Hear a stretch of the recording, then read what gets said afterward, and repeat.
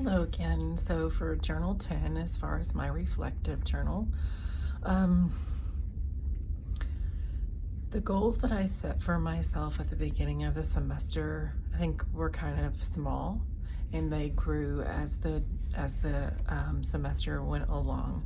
I knew that I wasn't comfortable with silence in counseling sessions, in psychotherapy sessions, and the therapist that I work with is very good at that, and just for allowing for patients to just sit there sometimes in the uncomfortable silence. And that was a goal of mine, to allow that just to be there. Now, because I always have my preceptor with me, I got better at that, but I don't know if I'll necessarily be good at that when I'm on my own. But I've definitely learned to practice that. Um, Another thing that I had to practice on was just learning about motivational interviewing and how to pose questions in a way that leave them open-ended and don't lead. And that's definitely a skill.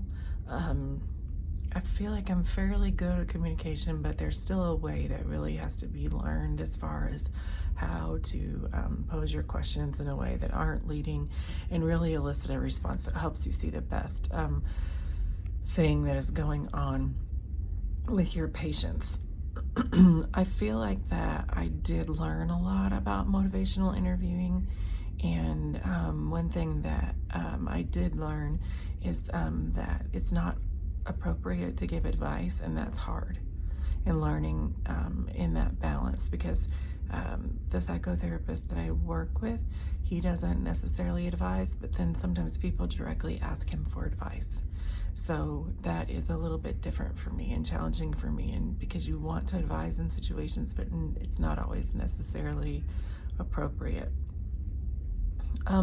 As far as feelings of prejudice and bias that I experienced during my clinical experience, um, I don't really know if there was necessarily any prejudice, bias. I know that, especially in the circumstances of marital counseling, I have a really hard time with individuals who manipulate situations or who kind of like to always only paint one side of the story. And that happened a lot, where you hear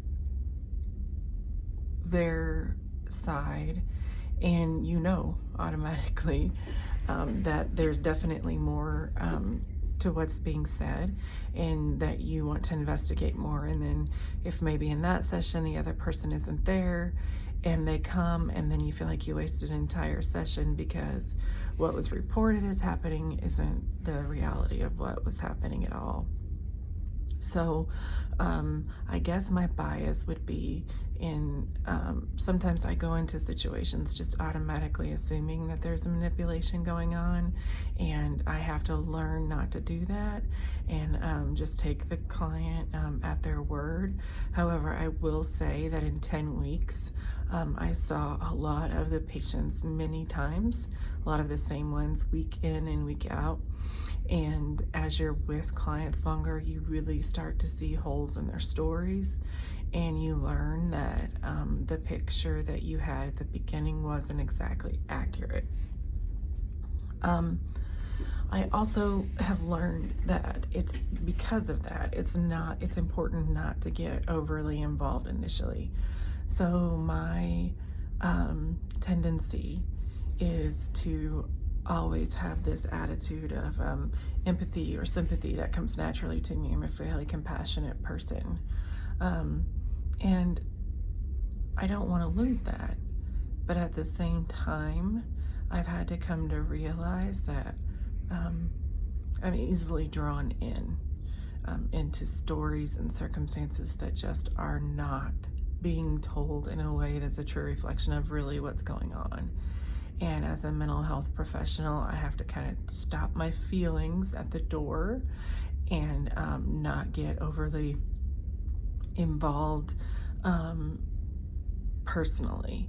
And as far as understanding or insights, that would be one of the main ones that I came away with, is just as you get to know these clients week in and week out, you develop an understanding of who they are, and you kind of learn to take people at a grain of salt with a grain of salt. And I don't want to be that way to a point because I don't want to become jaded, but at the same time, I really can't say that out of any of the clients that we had starting out that there wasn't some level of humanity that came through, if you will, where you saw holes or, just a little bit different spin to the story than there really was at the beginning.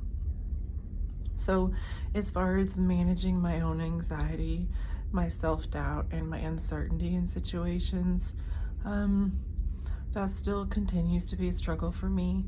A lot of patients really want someone with life experience, and even though I have a lot, and I'm 44 years old, and I have quite an extensive amount of life experience that I'm not going to divulge in this video,